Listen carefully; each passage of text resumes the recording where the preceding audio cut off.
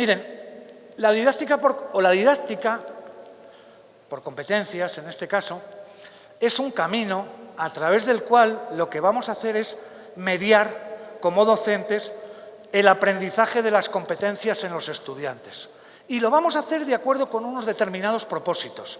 Y lo vamos a hacer empleando unas determinadas estrategias, técnicas y actividades. Pero lo más importante es lo que viene al final. A mí lo que más me interesa es lo que viene al final. Considerando sus necesidades y considerando sus aprendizajes previos. Es decir, la didáctica es, si quieren ustedes, un a priori del docente. Algo que el docente ha reflexionado, ha pensado de cómo trasladar lo que son determinados contenidos al estudiante por medio de una serie de estrategias, técnicas, etcétera, etcétera. ¿Pero cómo? Al final tienen ustedes la respuesta. Hay que partir de sus aprendizajes previos y hay que llegar a cubrir sus necesidades. Estos son los márgenes. Sí, yo a veces digo cosas de estas de sentido común que me da vergüenza, pero es que como es el menos común de los sentidos, pues entonces hay que recordarlas de vez en cuando.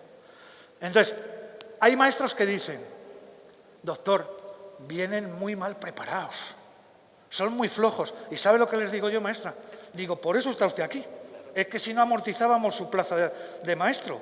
Digo, ojalá vengan mucho tiempo mal preparados, así su plaza está justificada y le van a seguir pagando, porque como vengan bien preparados, mal van ustedes, ¿eh? Vamos a la siguiente. Miren, este sería todo el proceso que vamos a seguir en la didáctica por competencias.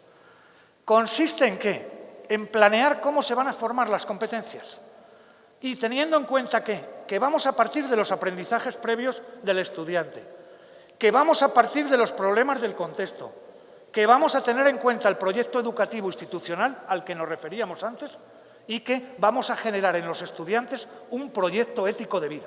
Es decir, que al final, después de todos los semestres que estén con nosotros, después de todas las competencias que hayan llevado a cabo, lo que yo tengo que conseguir es que el estudiante tenga un proyecto ético de vida.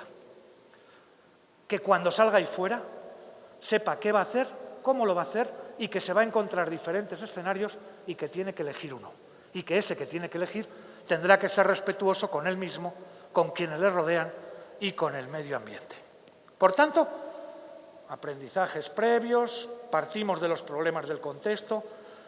Las competencias no son más que el ajustar el microcurrículum a lo que es el proyecto educativo institucional y además tenemos que generar un proyecto ético de vida en los estudiantes. Compartimentos estancos, cuando en realidad para poder dar respuesta a determinados retos y para que el estudiante pudiera ver que esos problemas son complejos y que hay que abordarlos desde diferentes disciplinas, resulta que se lo estamos dando por píldoras separadas y no hay ningún puente que las una, lo cual a mí me parece una cosa tremenda. Dice, es que los estudiantes no saben asociar todo lo que han aprendido, pero si es que no hay ninguna materia puente que asocie los contenidos individuales, si es un milagro si alguno logra asociar todo eso. Es más, es un milagro que salgan bien de la cabeza de las instituciones educativas y que no necesiten un psiquiatra de por vida, cuando están pasando diferentes profesores, cada uno de los cuales les cuenta una cosa de manera distinta, con un método distinto, y además es su materia, sus alumnos, Entonces, ¿qué quieren que les diga? No saben, dice, no saben emprender, pero ¿les ha enseñado usted a emprender? No, entonces es un milagro que emprendan. No saben investigar, pero ¿usted les enseñó a investigar? No, entonces ¿cómo van a investigar? Sabrá alguno, uno, dos, que por naturaleza, pues, bueno, lo han visto, tal, el resto no van a saber. Entonces, claro, lo que pasa es que estamos hablando de cuestiones que nos duelen a los docentes, porque si ya no puedo decir mi materia, mis estudiantes, y tengo que compartir todo eso con otros compañeros, ya parece como que me han quitado importancia, como que me han movido el piso, ya no tengo fijo dónde sujetarme, y además no sabemos trabajar en grupo, no sabemos trabajar en equipo, pero sí les pedimos a los estudiantes que trabajen en equipo y evaluamos su trabajo en equipo. Y los docentes son los seres humanos menos capacitados para trabajar en equipo. No sé si lo han observado ustedes, yo sí. En mi universidad los cubículos son individuales. Nadie se ve con nadie, pero hacen proyectos. Dicen, no sé qué proyectos. Y normalmente tienden a vallar y a electrificar ese proyecto y lo rodean con bombas por si alguien que no son ellos intenta entrar en ese proyecto. Entonces, estamos hablando de, dígame usted lo que no es y pídaselo a otros, o si quieren ustedes, te dará buenos consejos quien no te va a dar buenos ejemplos. Pedimos a los estudiantes cosas que nosotros no hacemos. Si hablamos de esto, tenemos que variar lo que son nuestras condiciones de bienestar, nuestras condiciones de relación. Para gestionar el currículum por competencias hay que trabajar en equipo. Para utilizar estrategias didácticas como el ABP o el portafolio hay que trabajar en equipo. Esta es la única opción. Si no, lo demás será pura estética, como les digo. Será un simulacro de competencias. Será un simulacro de gestión del currículum por competencias. Nosotros insistimos mucho en estas cuestiones en nuestros libros y vamos a seguir insistiendo hasta la saciedad, porque yo no creo que haya que tomarse esto de manera frívola, sino todo lo contrario. Esto es muy serio en la medida en que estamos formando capital humano, seres humanos, profesionales, y esto de las competencias lo que no puede hacer es disfrazar incapacidades o disfrazar ocultamientos o disfrazar pues, posiciones estéticas por encima de posiciones éticas. Bien, continuemos, por favor, la siguiente. No creo que lleguemos al final, se lo advierto. Bien, entonces, ahora nos tendríamos que plantear cuáles son las principales estrategias didácticas, pero esto era preceptivo. Vamos a ver cuáles son. Continúe, por favor. Bien, mire, la didáctica tradicional, ustedes ya lo saben y voy muy deprisa, ha puesto el énfasis siempre en lo disciplinar. Es decir, las disciplinas, los contenidos disciplinares es lo que ha venido primando. También ha habido poco abordaje de los problemas de la realidad externa, de los problemas del contexto. En realidad, allí lo que se impartían eran materias disciplinares, contenidos disciplinares, los problemas del contexto daba igual si eso estaba relacionado o no, porque allí, bueno, pues era un lugar donde se iba a hacer ciencia, dar a conocer ciencia, pero los problemas de la realidad, la función social de la institución educativa quedaba al margen de lo que era la propia institución. Y además había también una ausencia del concepto de idoneidad. Es decir, no nos preocupábamos si luego esos profesionales se insertaban bien en el mundo laboral, les dábamos una formación y luego, bueno, pues se insertarían. Esta es la idea. Seguro que se insertan bien. O cuanto menos los más listos, los que tienen las mejores calificaciones, se van a insertar muy bien. Cosa que no es verdad.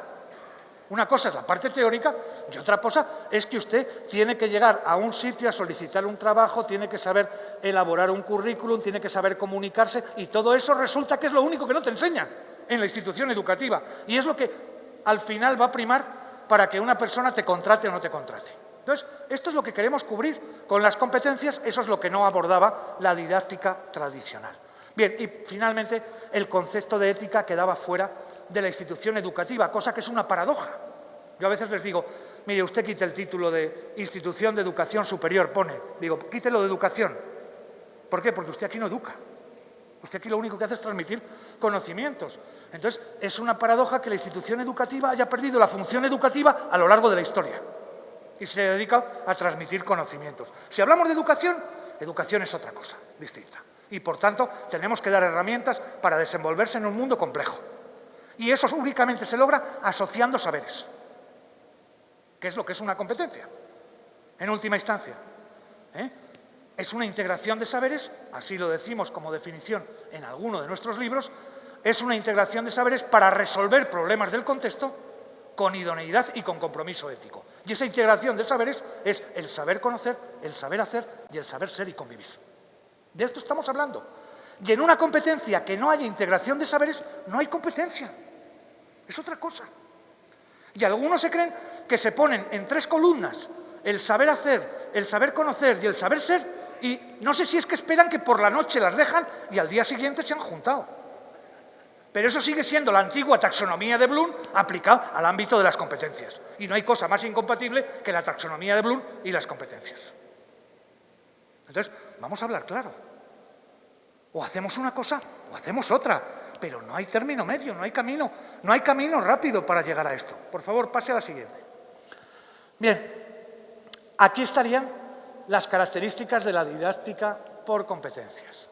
Considera el contexto, le importa el contexto, articula saberes, se orienta a formar competencias, se basa en la metacognición y está enfocada a los problemas. Por tanto, claro, ¿qué van a decir algunos sobre esto? Gente de la antigua didáctica sobre la nueva didáctica. ¿Qué dicen? No, este es un saber light, es un saber ligero. ¿Por qué? Porque en mis tiempos sí era muy duro, porque nos hacían aprender. Y dicen, y ahora los muchachos hacen jueguecitos en el aula. No, no, señor. Antes había un maestro en el aula, sí, ahora también. ¿Qué es lo que hace? Adaptar lo que eran los saberes, que ahí sigue habiendo saberes, conocer, contenidos, conocimientos, eso no ha cambiado, sigue habiendo, pero con esos contenidos al estudiante le enseñamos a hacer cosas. Y con ese hacer cosas intentamos mejorarle como persona en el proceso. Entonces, no han cambiado los contenidos. No, pero antes es que los libros eran más gordos. Bueno, pues es que mire usted, ahora usted va a una base de datos, pone una palabra y hay un señor, ya lo conocen ustedes, el señor este alemán que se llama Google, que lo sabe todo. Está en el ordenador metido, usted le pone una palabra y le dice todo. Y hay maestros, me van a permitir, tan inocentes que creen que pueden competir con la base de datos y que esto sigue consistiendo en el conocimiento. No. Nuestra misión como docentes es crear estructuras de aprendizaje. No podemos competir con las bases de datos. En una base de datos está todo, bien es verdad que de manera lineal. Y nuestra tarea es enseñar al estudiante a que eso que está de forma lineal se puede entender también de forma horizontal y se pueden señalar cuáles son las estructuras de eso y crear en él estructuras de aprendizaje que le ayuden a seguir aprendiendo cuando no estemos nosotros. Que va a ser mucha parte del día, cada vez más. Para esto sirven las nuevas tecnologías, para saber aprovecharlas, no para en bruto intentar de alguna manera tomarlas. Pero créanme que nuestra tarea como docentes no consiste en competir con las bases de datos. Es una tarea que tenemos perdida. A lo largo de un día se producen en cualquier ámbito científico tantas transformaciones que cualquier ser humano las desconoce.